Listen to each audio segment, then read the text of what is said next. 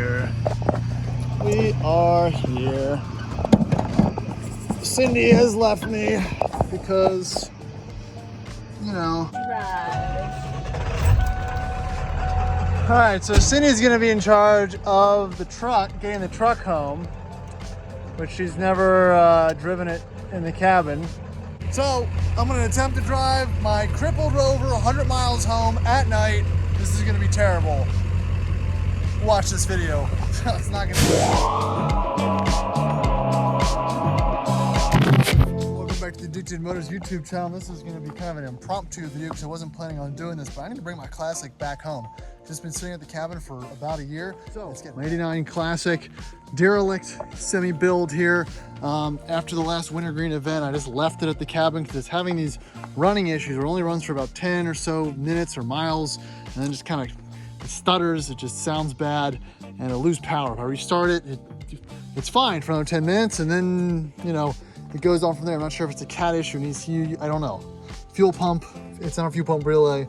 There's things going on with it, but there's critters that have been living in this thing, and I thought I could get them out, and they're still in there, and this thing's just kind of falling apart. So I need to hightail it and get this thing out of here before they choose something bad. So that's the mission, and it's about 5 o'clock on a weekday, and we're here to clean the cabin, and I've decided I need to get this thing out of here. So I don't have all my camera gear or anything like that. I've got nothing. I do have some oil and some supplies. I don't know if this thing will make it. If it does make it, I'll be doing it in increments about 10 or so miles at a time. It's dirty. I gotta clean off the windshields. We gotta get it fired up. We gotta put some fuel in it, maybe air up the tires. It's gonna be a lot. First thing I gotta do is make this habitable. I'm gonna run this ozone machine for a little bit to get some of that stench out, wipe it down a little bit just so I don't have my eyes watering and just have it be terrible conditions in there for the way back. And then I gotta jump in and move things. We're gonna jump right into it. This might just kick off when we're on the road, so we'll see. And this thing is just schmooey. That's just that black Virginia schmoo that's been just taken over. Man. It's pretty rough. I mean, I put a mouse trap in here and they ate everything out of it. I mean, these guys they're not messing around. Look at all the little pebbles of poo and this thing's gross. We got and there's a massive spider. Perfect. Hello, sir. You want to come back to Richmond with me? But again, this thing starts. It started every time. All the fluids and everything are still perfect. I changed them all before I went on the off-road trip, and it's just been up here hanging out since then, so nothing really to do mechanically. You're gonna shut it off and run this ozone machine, I think, now to kind of fix the environment as much as I can. So, final ditch effort to remediate some of this terrible stench is we're gonna run the cheap ozone machine. I'll link that in the description of the video. Let that do its thing. I'm sure that's good for my health. And we gotta go flip the cabin here. So we're gonna convene back to this mess shortly. Fun, good times, love it. All right, so Cindy's gonna be in charge of the truck, getting the truck home, which she's never driven it in the cabin. A whole different driving experience. It's not a little rougher on the HD suspension than the old Rover. So I'm gonna go first, and then she's gonna follow me down. Actually, you're gonna go first, and I'll follow you. All right, so I topped it off with power steering fluid. About the best I can do to update the fluids. Oh man, like I said, I haven't driven this on the road in almost a year. So gotta get these ozone fumes out of here. Oh man. All right, let's open the windows and kick this off. Oh no. Are the mice in the seat?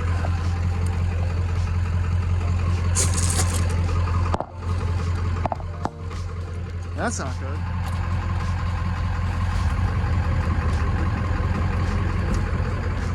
Got one window working. Got the driver's window working. Get that all the way down. That's a couple doors. Let me check. Make sure I got lights. Woo! gonna attempt to drive my crippled Rover 100 miles home at night. This is gonna be terrible. Watch this video. It's not gonna end. So I really had to clear off all these windows. The other problem I'm gonna face is these tires are like 13 PSI, so I should probably find a place to pump those up as well. So we'll see how far I make it on this first attempt. Before I have to restart it. That'll kind of be my gauge, I guess, to you know, determine how the rest of my night's gonna be. But that truck sure looks glorious. I don't think I've ever seen it go down from this angle. Not a whole lot of flex in those HD Leafs. And, she's not taking it slow. I also don't have my filming set up, so I'm gonna be kind of one-handing it. Luckily, this is the Classic, so it's I'm not trying to shift gears at the same time. There's my EFI light. I'm not gonna say that's the root cause of my issues, because it's kind of always been on, but it is definitely contributing. You know, I'm gonna assume it's a clog, cat, or an O2 sensor. That's what I'd like to think. Oh, you can hear that F-250.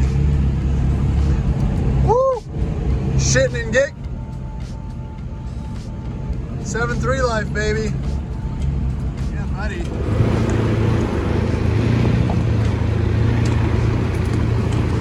I'm gonna get her back into two-wheel drive. All right, put it into neutral. Your foot on the brake still. Neutral. Grab that, and you're gonna kind of shimmy it forward. See the pattern? You want to get it into 2 high. What is it in now? It's in 4 low. You know, all the way at the bottom. So you need to get it all the way to the top until the lights come off. You really got to push down and kind of shove it. All right, you're almost there. You can even pull it back and pull it forward again too. Oh, all right. All the lights are off. You're all the way forward. Oh, no, you're in 4-wheel drive still. You're not all the way. I'm gonna disconnect your manual worn hubs. We are ready to go. Said Dad's cars make driving complicated. It does. I'm in 2 derelict vehicles. It's just average family stuff. All right, so this thing hasn't been out of 4 low in over a year either. So we are good to go. Got lights, generator's charging, doing its thing, and we are leaving Rover Woods for the first time in a very long time. I might regret this.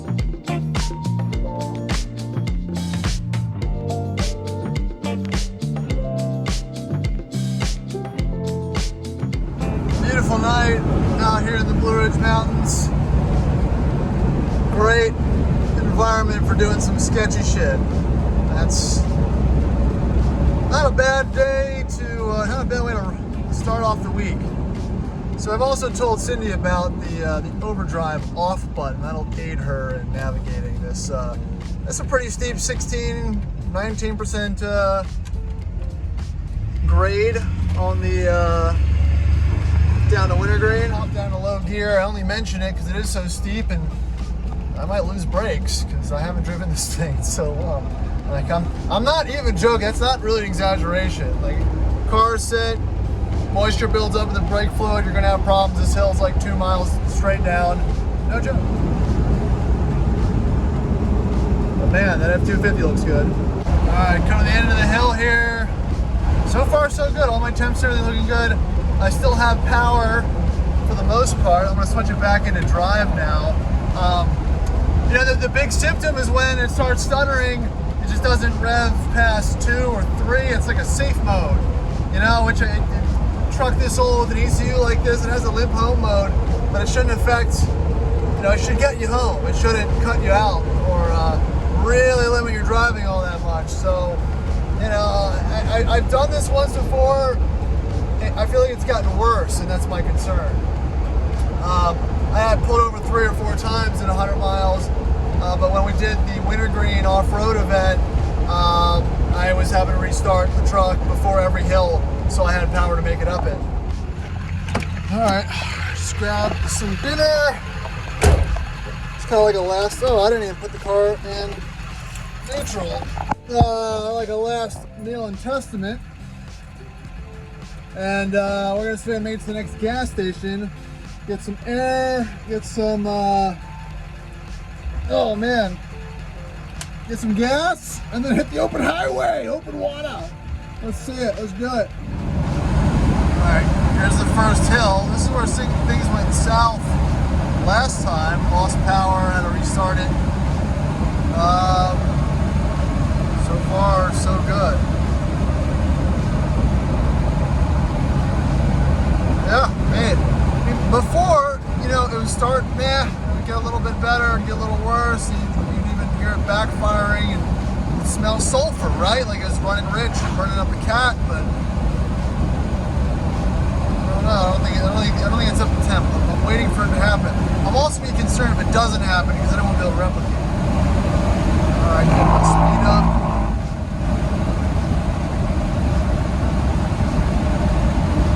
Nope. I think I'm still okay. When I grab some fuel, unplug the battery, reset the ECU as well. Maybe buy myself a few extra minutes so I can go high.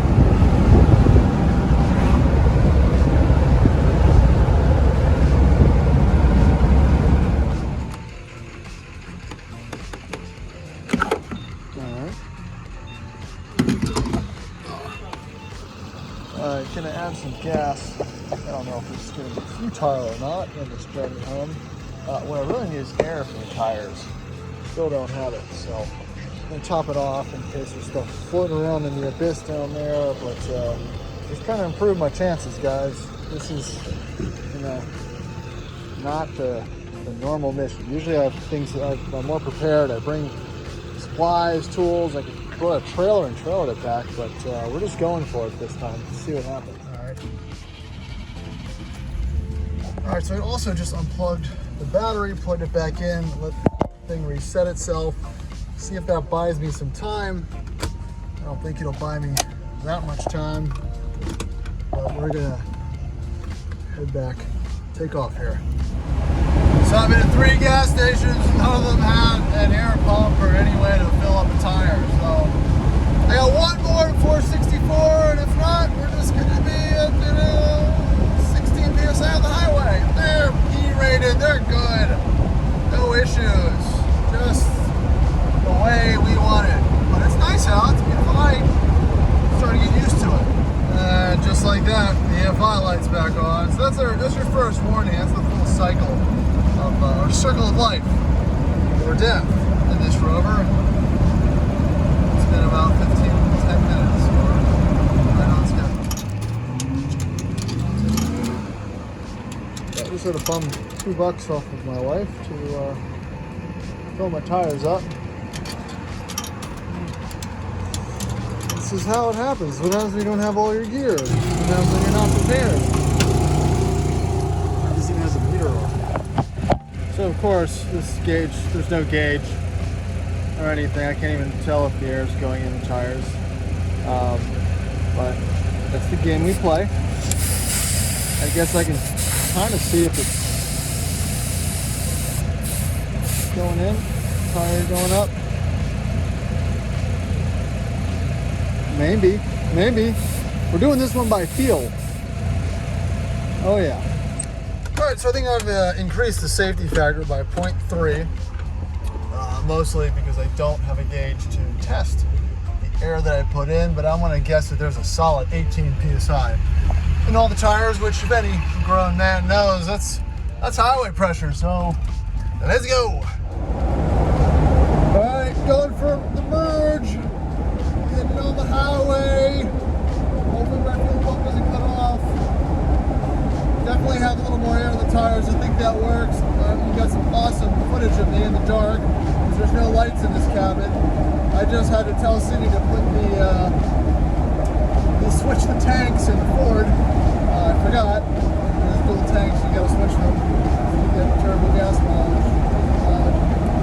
Yeah, I'm running 70 on 64. Truck feels good and smooth. Air is cool, so we're just gonna boogie on down the highway. That will check in on the side of the road. And I'm gonna say, I don't know, 15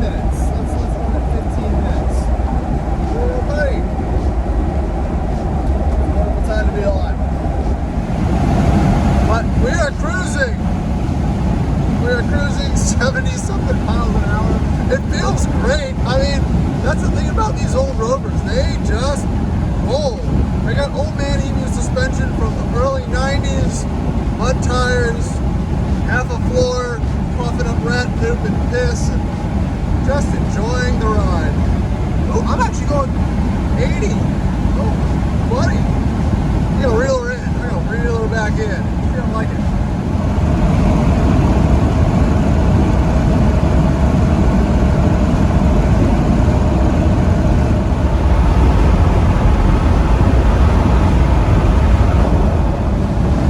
We are still going.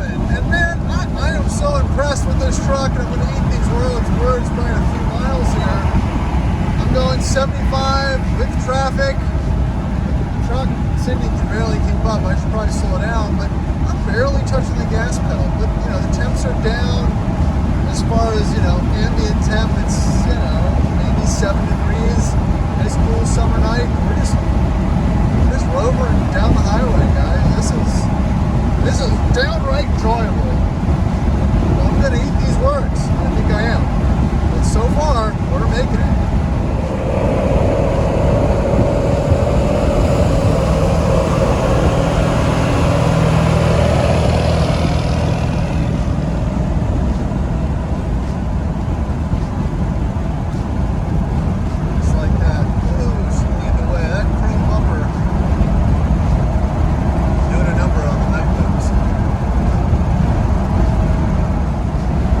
Decided to push our luck here. I told Sadie to set it on 75 and I'll try to keep up. And, I get a little bit of hesitation. I might be losing it. I don't know if it's the hill or what, but we'll see. I am losing power. Alright, so I'm starting to lose power. I'm still at 70, but there's some hesitation going on. When I put my foot down, it just starts lugging. I can keep it alive at low throttle inputs, but I'm going to pull over. I'm going to restart it, reset it, give myself another few miles. So this is where the fun begins. Let's see if this how long this buys me.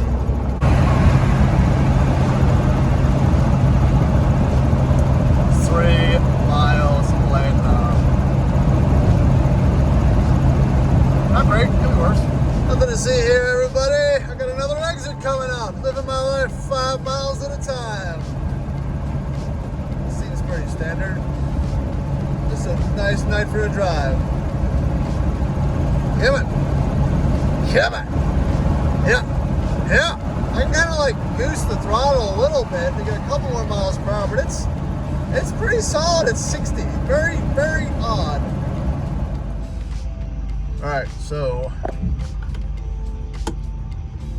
pop it into park, turn it off, let it think about its life, consider our life decisions, and fire it back up, do the rev test.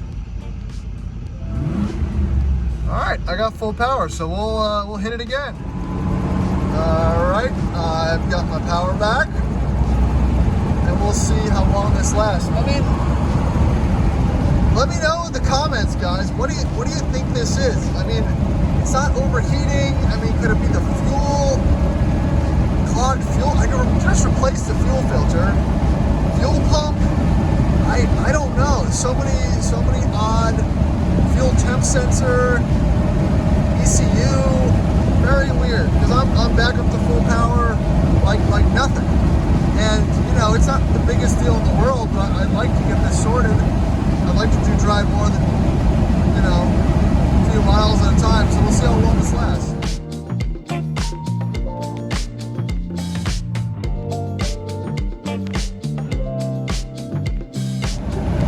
Okay, so it's been like, oh man, not that long. Well, it's already stuttering again. Let's see, that's 70 miles an hour. It's not getting better. So whatever it is, it's decided to rear its ugly head. So I might, instead of just a simple restart, I might unplug the ECUs and whatnot next time. But you can see I'm losing a little speed here, losing a little power, so I'm going to struggle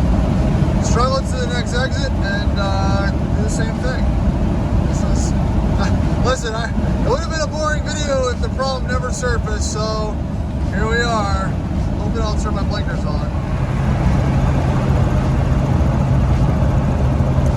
3 miles later. Not great, could be worse. Ooh, we made it. Made it to another exit. I'm gonna do a hard reset this time. Maybe put the heat gun. Oh man, on the cat. See if that's temp's elevated. But we made it. Another reset point. And we are here. Cindy has left me because, you know, got a kid. So I am on the side of the road, just, you know, doing Range Rover stuff. Let's do the battery reset. Give her a second to think about its life. All right, back in business. The other thing I wanted to do, well, I got the time. I got plenty of time apparently. The little heat gun out. See if I can get it on the cats. All right, so the driver's side cat. Let me fire this thing up. The driver's side cat is 573 degrees, and the passenger is not that hot. And the down pipe before that's like 375. So that driver's side cat is it's 200 degrees hotter than the other cats and the rest of the exhaust. So that could be an issue. Let me know. I'm gonna try to get a few miles on it. All right, 23 miles left. Getting into the kind of home stretch territory. EFI light's back on. Oh, battery light just went off. And so far I still have power. You know, I'd really like to pull the classic group to see if those temp numbers mean anything. Like I said, it's hard to track down an odd issue like this, just because it just comes and goes, and you can lose your ass replacing all the sensors and pieces and components and this and that before you get to the actual diag of the issue. This is an 89. There's no OBD2 point to plug in and tell you what's wrong. So just kind of have to feel it out. But you know, interestingly enough, it runs like a top. So could it be a clogged cat? I don't know. That would be the easy button. But I'm assuming it might have taken out, if it was, that O2 sensor. There's just a whole slew of stuff associated with it. Well, cats, we're getting there. Finishing up on 64. For the home stretch, might have about 15 miles or so left. I think keeping it under 70 is the goal. Maybe anything over there heats up the exhaust gases. I don't know. I want to know. If it was your truck, you'd be saying the same things. It's just cruising like there's no issues. So, get the old grinder out, you know. And I hope this makes for, you know, at least some interesting content, right? I don't do a whole lot of stage content on this channel. I mainly just film things that I'm already doing. Again, that's the kind of content that I personally like to see. If that's your thing, hey, check it out, subscribe. I've got, man, 600-700 videos so far, most of them Rover focused. So if you like what we're doing here, there's always going to be more because, you know, Land Rover, Range Rovers, they just make their own content. So it just does it to itself.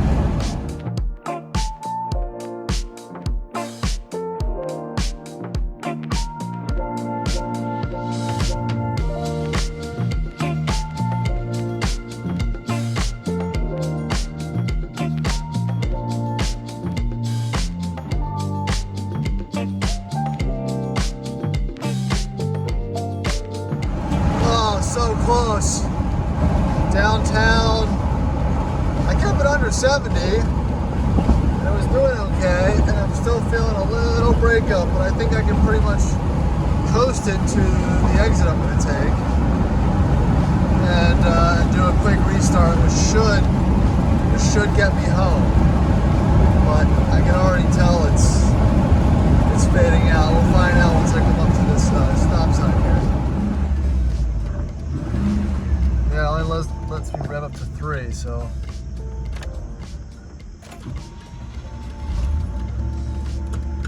We'll fire it back up. Reset itself, and I'm so close to my house that I should make it. I should make it.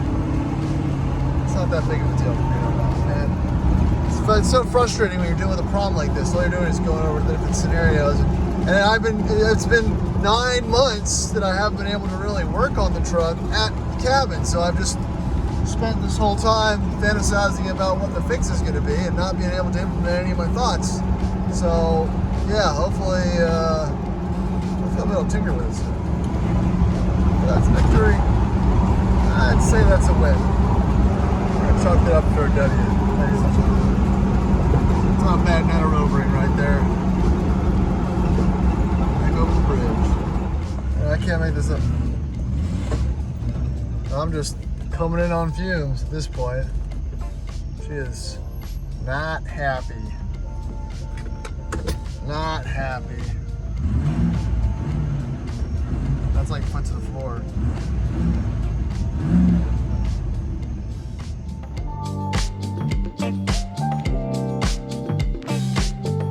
So, there she is. Home sweet home, not without incident. I think we're gonna wrap it for tonight. Alright, so that's gonna wrap it up for this video. Made it back with a few incidents, not totally without incident, but tomorrow I'm gonna check this thing out a little bit more in depth, probably wash it off, because it is filthy. Not that it's a show car, but let's want to get some of this film off of. I'm gonna throw the ozone machine in tonight to maybe kill whatever's left in there, and yeah, just gonna bring it back to life. I'm gonna breathe some life back into it after it's been sitting for so long. So we're gonna sign off and check back in the morning. All right, so it's the next morning, and the ozone machine has done its thing, but it's still pretty gross in here.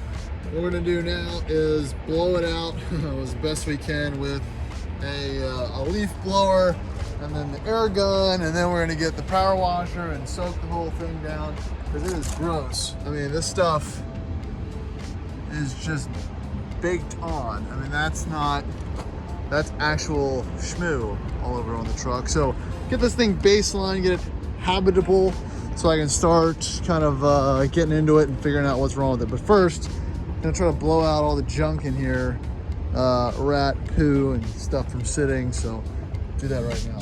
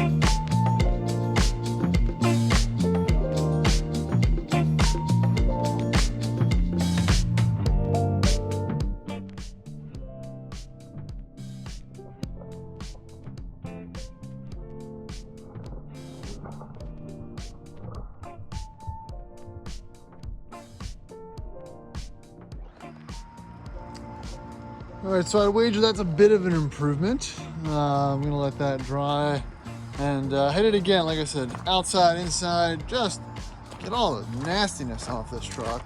Kind of bring it back to life. And she's getting there. Next thing I'm gonna do is clean all these mats out, wipe the floors down, spray everything with this disinfectant. I want to steam clean, try to put the bolstering pieces back in the seat, make sure there's no mouse nests in these seats, and then wipe it down some. It's just needs help. Needs a little help. But my welded floors are still intact, so that's a +1 for me, right? Sure.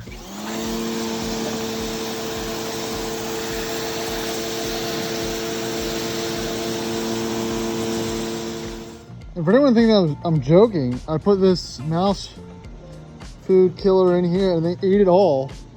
Not only did they eat it, they even chewed the container. So that's impressive. Usually they don't even touch these things. All right, so the next thing we did was pull the fuel filter, and yeah, let's get the old camera in there to see what that looked like.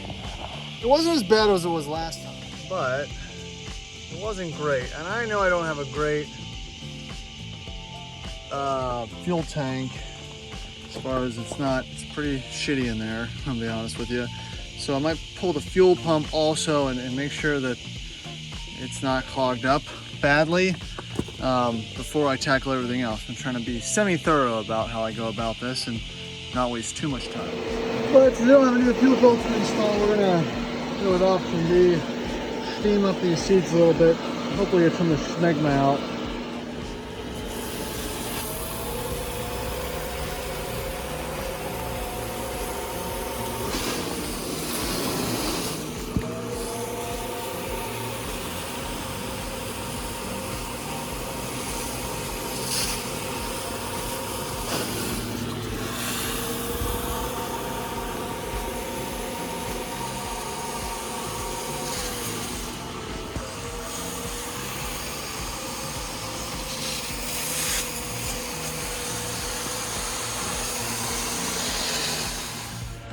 Alright, so that fuel filter, this fuel filter is full of crud.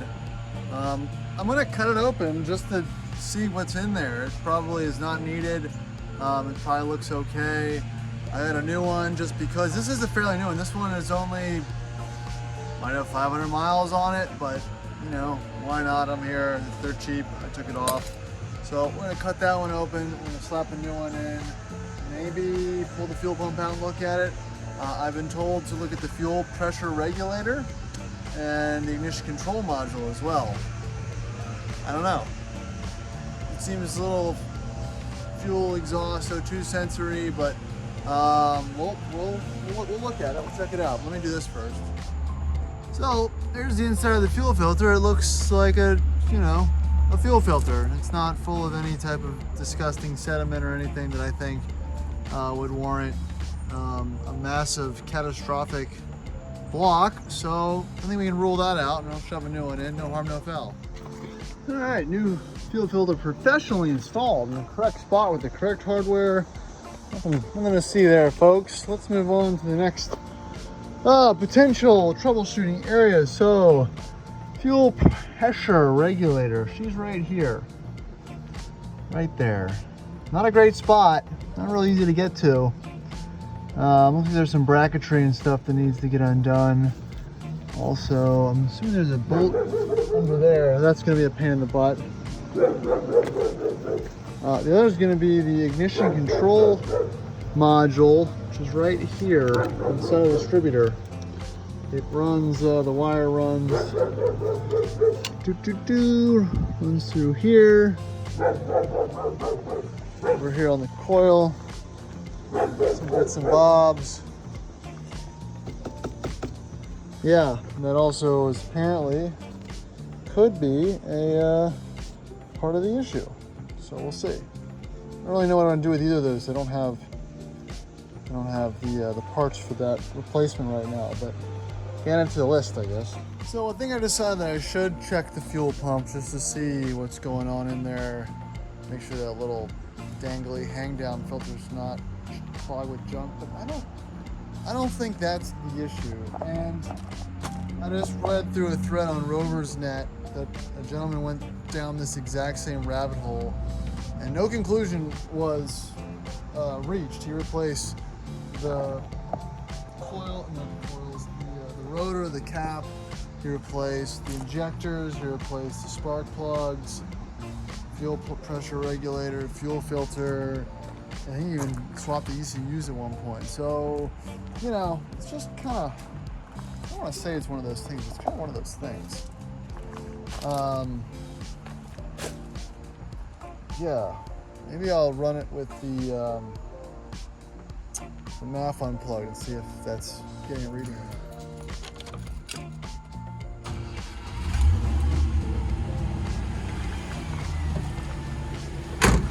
Fires right back up.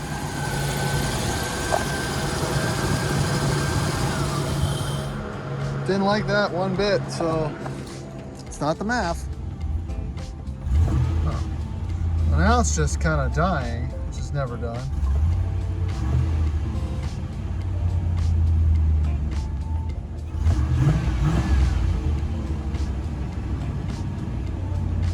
Always something new. And I don't think it's the, oh, interesting. Okay.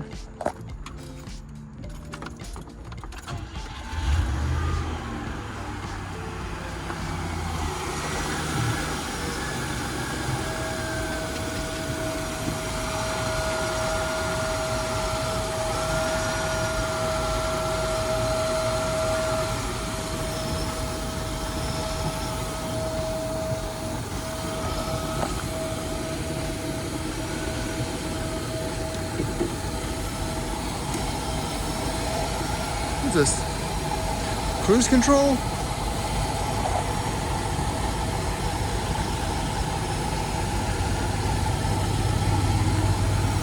Yeah, so if it was the ignition control module, if there's a wiring issue or something, they say that, you know, messing with the wires might kick it off, but that doesn't really seem to be much of a problem. I don't know how you test the fuel pressure regulator because this is an 89. I don't have a fuel rail Schrader valve type deal. And unfortunately, with this whole situation, right, I can't just do any type of quick testing. The truck has to get warm, it has to heat up. It takes 20-30 minutes for it to start developing symptoms, then test drive, then bring it back, let it cool down. So this is not really a break fix, real good scenario for me.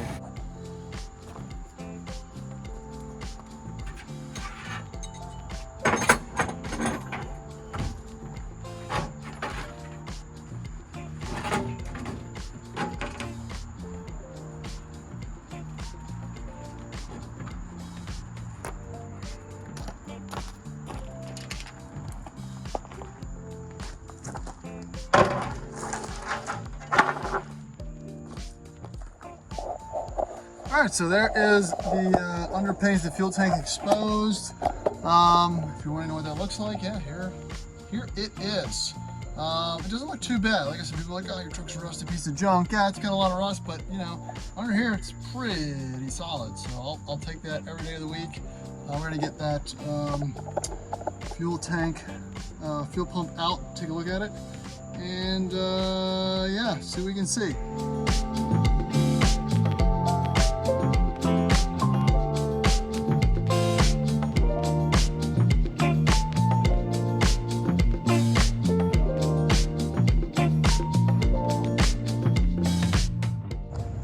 All right, so it's all popped out. Nothing looks like it's completely chooched. Let's take a look into that tank. Not amazing. This flashlight's not great, but you know, there's grosser things. There's a little rust and stuff in there, but I've seen worse, right? So yeah, it's not the end of the world in there. It's not great, but I don't think that's what's causing the issue. Before I put everything back together, we're gonna do a quick leak check.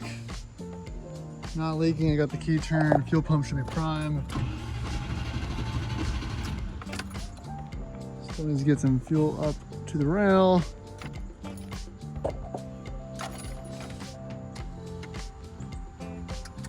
Here's the fuel pump. It's working.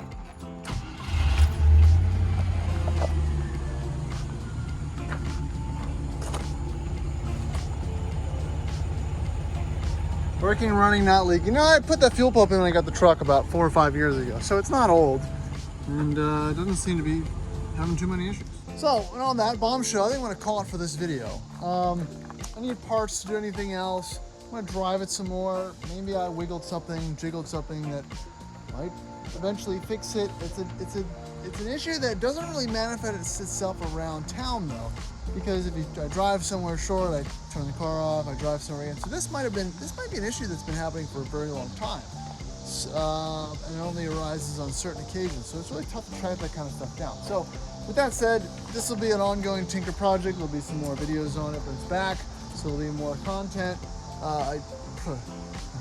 Or the wrong drive shaft for the D1. So I've got the new drive shaft coming. The new correct length drive shaft. So that's gonna be the next video. Tom Woods double carbon drive shaft install.